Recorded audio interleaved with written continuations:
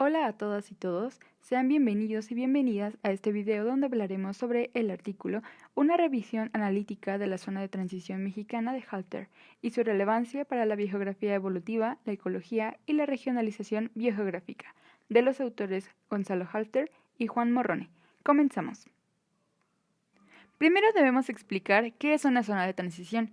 Bien, pues son áreas biogeográficas con determinadas características físicas, condiciones ambientales y factores ecológicos que permiten sobreposición biótica, es decir, que permiten la mezcla y coexistencia de organismos característicos de diferentes regiones biogeográficas. La zona de transición mexicana fue definida por Halter como el área compleja y variada en la que se superponen las faunas neotropical y neártica. Esta área incluye parte del suroeste de los Estados Unidos, todo México y una gran parte de América Central, que se extiende hasta las tierras bajas de Nicaragua. Aunque Halter hizo esta definición y participó en gran medida en la descripción de esta zona de transición, la primera referencia de la zona de transición mexicana remota a Wallace en 1876, Harpin en 1887 y Dulles en 1902, y continúa su historia durante el siglo XX con autores como Hoffman, Darlington, Cabrera y Willing, Ortega y Arita, y también con Morrone. Halter, a partir de varias contribuciones de 1962 al 2013, mediante el estudio de escarabinoidea mexicana, proporcionó una teoría general que explica cómo conjuntos de taxones que evolucionaron en diferentes áreas geográficas, llamados xenocrones, se reunieron en la zona de transición.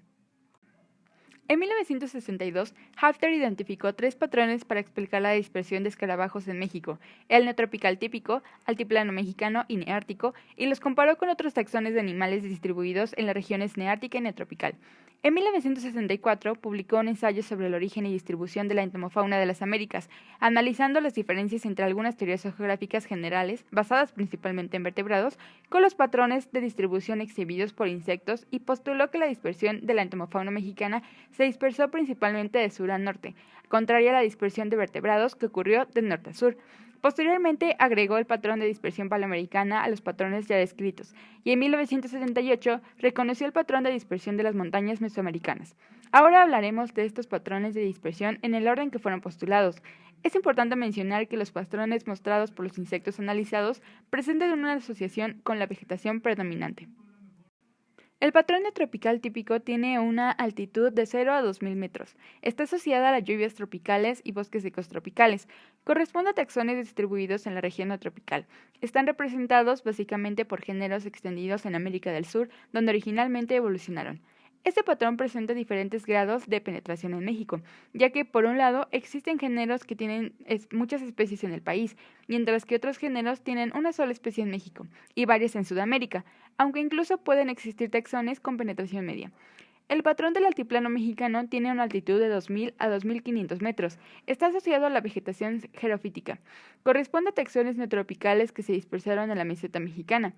La altitud del patrón neártico va de 2.500 a 4.000 metros. Está asociado a bosques de pino encino y pastizales de montaña.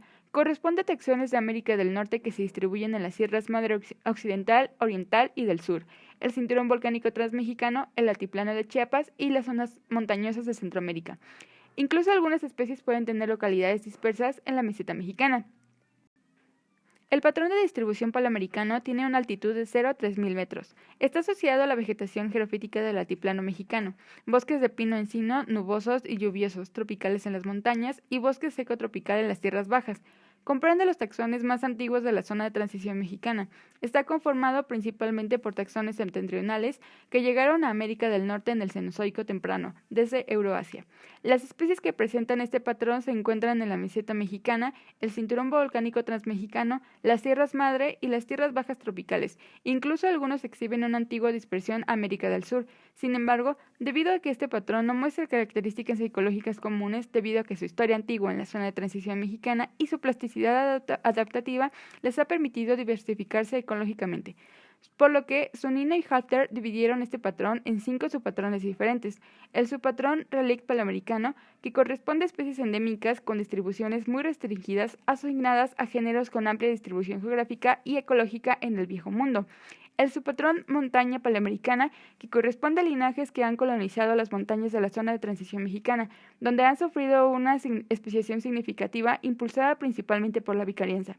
El subpatrón de montaña mesoamericano, que corresponde a especies que se encuentran en tierras bajas tropicales y altitudes moderadas. Estas especies tienen distribuciones que pueden ser muy similares a las del patrón neotropical, pero sus afinidades son paleoamericanas, es decir, del Viejo Mundo.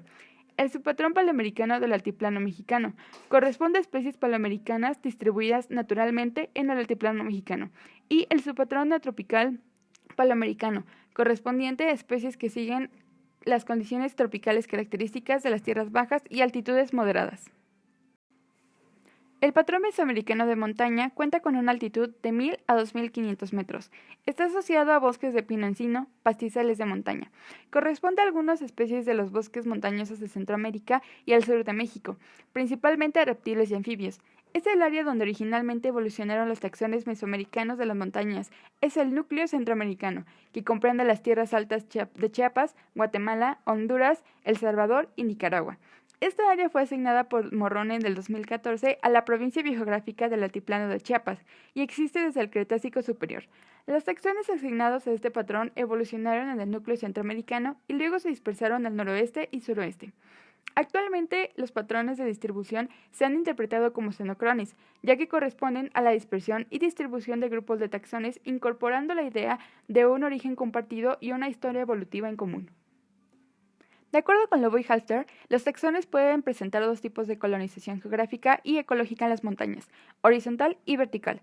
La colonización horizontal en la zona de transición mexicana se ha visto favorecida por las condiciones climáticas y húmedas que permitieron la dispersión de linajes septentrionales hacia el sur, pero también siguiendo una dirección de este a oeste en el cinturón volcánico transmexicano.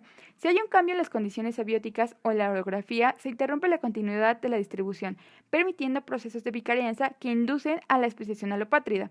La colonización horizontal ha sido el proceso principal que provocó la amplia distribución del xenocrón paleoamericano y su asociación con tipos de vegetación tan diferentes. La orografía de la zona de transición mexicana, con las continuidades y áreas de contacto entre las diferentes montañas, ha proporcionado condiciones para la colonización horizontal, que es predominante en contraste con otras montañas tropicales del mundo. La colonización vertical es un proceso histórico y ecológico completamente diferente, donde linajes de bosques de tierras bajas llenan espacios vacíos en altitudes más altas. Implica un cambio en los requisitos ambientales. Es más lento y difícil que la colonización horizontal.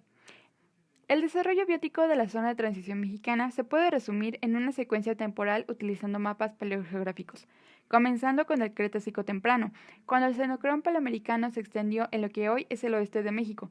No había conexión entre América del Norte y América del Sur.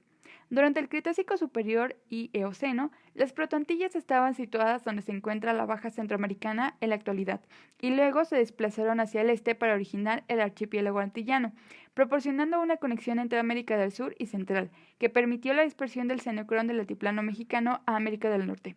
En el Oligoceno-Mioceno, el xenocrón mesoamericano de montaña se dispersó desde el núcleo centroamericano hasta la zona de transición mexicana. En el Mioceno-Plioceno, el xenocrón neártico se dispersó hacia el sur. Finalmente, en el Plioceno-Pleistoceno, cuando se completó el istmo panameño, el xenocrón neotropical típico se dispersó desde Sudamérica, proceso que continúa hasta el presente. Debemos mencionar que existe una diferencia marcada entre patrones meridionales, es decir, de taxones provenientes de la región neotropical, y septentrionales, de taxones provenientes de la región del Neártico.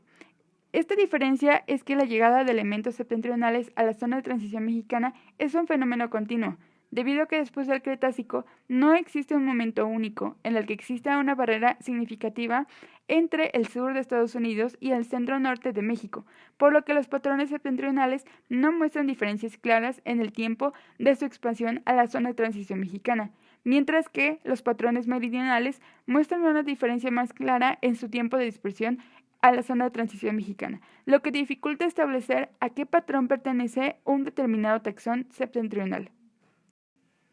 Es importante mencionar el impacto de la zona de transición mexicana, ya que ha impulsado fuertemente al estudio de los patrones biogeográficos en México. Muchos autores han realizado estudios con distintos enfoques y métodos, incluyendo análisis de dispersión, de trazo, de biogeografía cladista, de endemicidad, filogeográficos y regionalizaciones biogeográficas. Actualmente sigue siendo una zona importante y aún queda mucho por descubrir de ella.